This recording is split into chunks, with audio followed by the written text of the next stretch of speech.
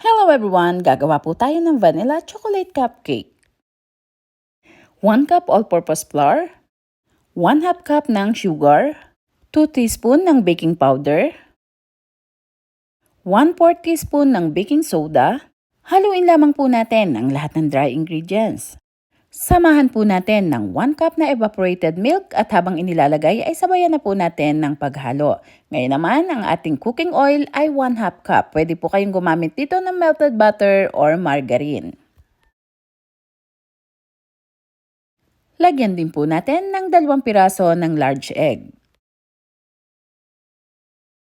Ang vanilla naman po ay 1 tablespoon.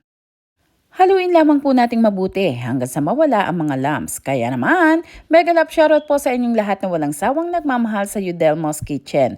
Kayo po ang aming inspirasyon sa paggawa ng mga ganitong simpleng recipe na pwedeng-pwede nating isama sa ating mga kumikitang pangkabuhayan at pwedeng-pwede rin na pambaon ng ating mga eskwela. Kaya naman, lagyan din po natin ng 1/2 cup na chopped chocolate at pwede rin po ang chocolate chips. So, depende po kung saan kayo mas komportable at kung alin po ang mas gusto nyong gamitin. Ihalo lamang po nating mabuti. At kapag okay na, ready naman po natin ang ating mini muffin pans. Bawat isa ng muffin pan po ay nagkakalaman siya ng 24 pieces. So ayan, 1 tablespoon lamang po ang ilalagay ko sa bawat piraso para saktong-sakto po yung laki niya kapag umalsa ito.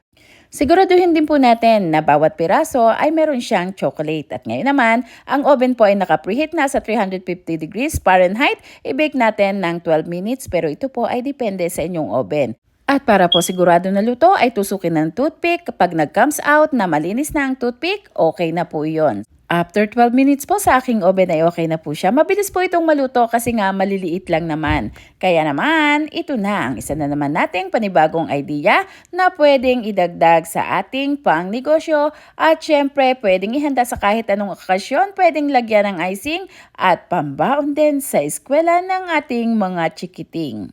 Kaya naman, maraming salamat pong muli sa inyong lahat. Bye-bye, mag-ingat po tayo.